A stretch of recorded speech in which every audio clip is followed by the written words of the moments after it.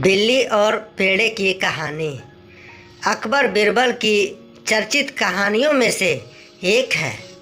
ये कहानी एक सीख भी देती है कि कैसी बुद्धिमानी के बदौलत किसी भी चुनौती को जीता जा सकता है। एक समय की बात है, राजा अकबर ने अपने राज्य में एक शर्त की घोषणा करवाई। इस शर्त में भाग लेने वाले प्रत्येक लोगों को एक बिल्ली और एक गाय दी जाएगी, और जो भी लोग सेहतमंद बिल्ली के साथ साथ सबसे ज़्यादा गाय के दूध के पेड़े बनाकर लाएगा वह विजेता होगा। गाय के दूध पर पहला अधिकार बिल्ली का होगा। इस शर्त में भाग लेने वाले सभी प्रतिभागियों को यह सूचित किया जाता है कि जिसकी भी बिल्ली भूख के कारण कमज़ोर हुई या बीमार पड़ी, उसको दंड स्वरूप 50 कोड़े मारे जाएंगे, और जिसने भी दूसरे गाय के दूध के पेड़े बनाए या पेड़े में मिलावट की, उसे भी 50 कोड़े मारे जाएंगे, तथा जिसने यह दोनों अपराध किए उसे 100 कोड़े मारे जाएंगे। वहीं जिसकी बिल्ली सेहतमंद होगी और जिसके पास सबसे ज़्यादा पेड़े होंगे, उसे विजेता घोषित किया जाएगा और उसे पुरस्कार स्वरूप 100 स्वर्ण मुद्राएं यानी कि सोने के सिक्के दी जाएगी। इस शर्त के समाचार को सुन लोगों में जोश भर गया। शर्त में भाग लेने हेतु नामांकन विभाग में भारी भीड़ पहुंची। बिरबल ने उमड़ी भीड़ को लेकर कर्मचारियों से पूछा कि यह सब लोग यहाँ पर क्यों आए हैं। तब उसे पता चला कि बादशाह ने एक शर्त रखी है। शर्त की बात सुन बिरबल राजा अकबर के पास गया और अकबर से पूछा कि जहाँपना, आपने ऐसी शर्त क्यों रखी है। राजा अकबर ने कहा कि मैं राज्य में मेहनती और ईमानदार लोगों की खोज कर रहा हूँ। बिरबल ने कहा, किंतु शर्त में ईमानदार ही क्यों आएंगे? यहाँ तो लोग 100 स्वर्ण मुद्राओं के लालच में मेहनती और चतुर लोग भी आएंगे। हंसते हुए राजा अकबर ने कहा, अच्छा ये बात है तो तुम भी शर्त में भाग ले लो। तुम भी मेहनती एवं चतुर हो, क्या पता तुम ही विजयी हो जाओ और 100 स्वर्ण मुद्राएं तुम्हें ही मिल जाए। राजा अकबर की बात सुनकर बिरबल ने पूछा, क्या मेरे विजेता होने पर आप मुझे 100 स्वर्ण मुद्राएं देंगे? बादशाह ने हंसते हुए कहा, हाँ बिरबल, बस ध्यान रहे, जिसकी बिल्ली सेहतमंद होगी और जिसके पास दी गई गाय के दूध से सर्वाधिक पेड़े होंगे, उसे ही 1 स्वर्ण मुद्राएं मिलेगी, और बिल्ली को भूखा रखने वाले, दूसरी गाय के दूध से पेड़े बनाने वाले और पेड़े में मिलावट करने वाले को कोड़े मिलेंगे। और यदि चतुर बिरबल तुम बेईमानी में पकड़े गए तो मैं तुम्हें कोड़े से नहीं बचा पाऊंगा, तुझे दंड स्वीकार करना होगा।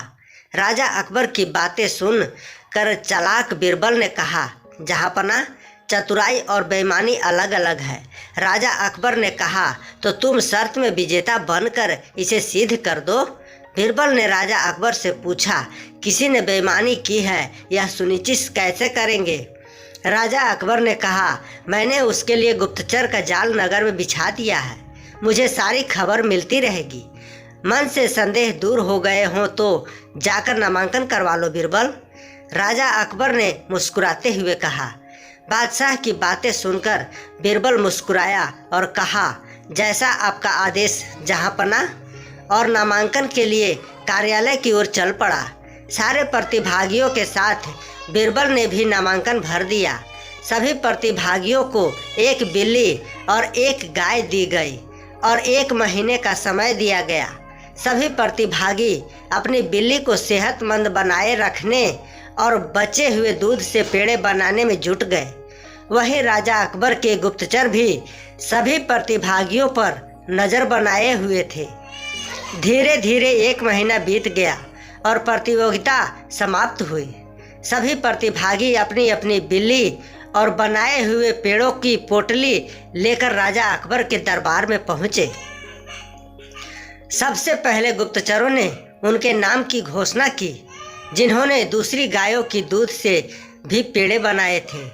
नाम की घोषणा के साथ ही उन्हें दंड मिला, परंतु उसमें बीरबल का नाम नहीं था। उसके बाद सभी प्रतिभागियों के पेड़ों की पोटली खोली गई और सभी की बिल्लियों की जांच हुई। जिनकी बिल्लियां भूख की वजह से सेहतमंद नहीं थी, बीमार सी थी, जांच के बाद जिनकी भी बिल्लियां थीं उन प्रतिभागियों को सजा हुई। जिनके जिनके पेड़े में मिलावट थी उनको भी सजा हुई। फिर अंत में 25-30 लोग बचे, जिनमें से एक बीरबल था। सभा में बैठे बीरबल को नापसंद करने वालों ने कहा, अरे बीरबल, बेईमानी नहीं कर पाए। इस बार तो जहाँपना ने अच्छी तरकीब लगाई। केवल 25-30 लोग ही बिल्लियाँ सेहतमंद थी और उनके पेड़े उत्कृष्ट गुणवत्ता के थे। जांच में पता चला कि सबसे ज़्यादा पेड़े बीरबल के पास है और उसकी बिल्ली भी सेहतमंद है। फिर लोगों के बीच में कानाफूसी होने लगी कि बीरबल ने कोई बेईमानी नहीं की, तो फिर इसके पास इतने अधिक पेड़े कैसे हैं और इसकी बिल्ली भी सेहतमंद है।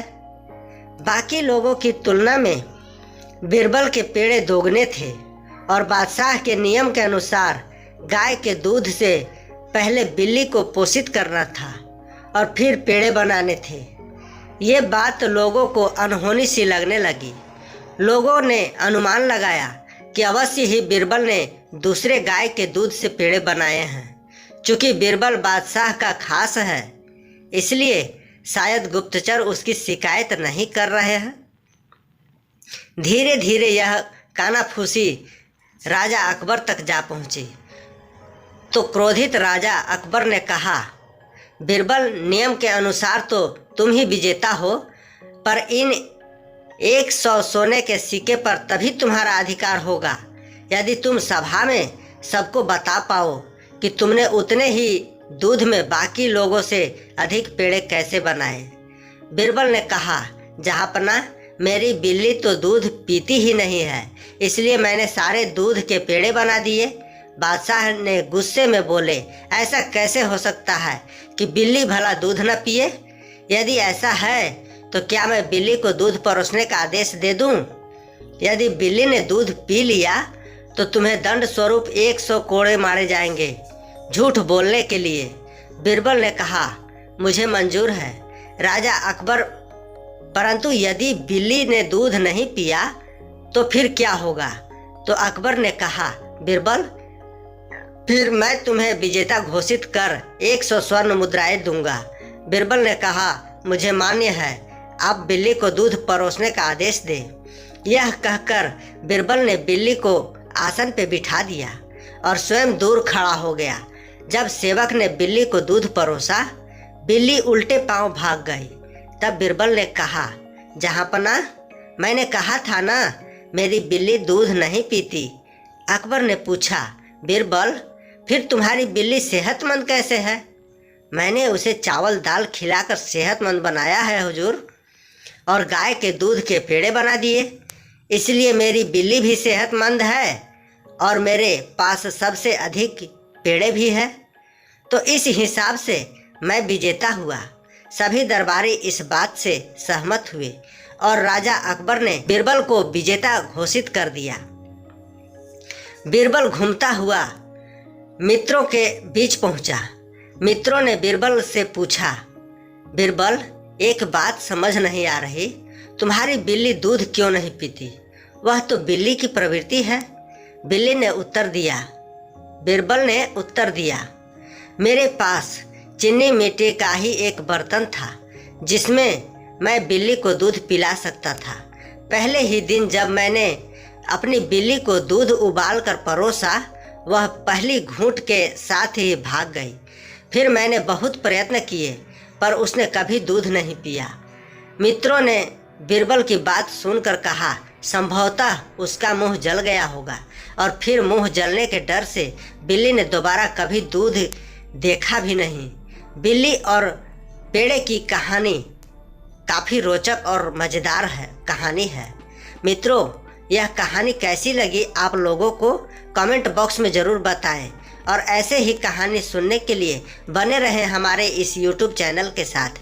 यदि चैनल पर नए हैं तो चैनल को सब्सक्राइब करके ऑल पर सेलेक्ट कर लें, ताकि हम जब भी कोई वीडियो अपलोड करूं तो उसका नोटिफिकेशन सबसे पहले आपको मिले। पूरा वीडियो देखने के लिए आप सभी को बहुत बहुत धन्यवाद।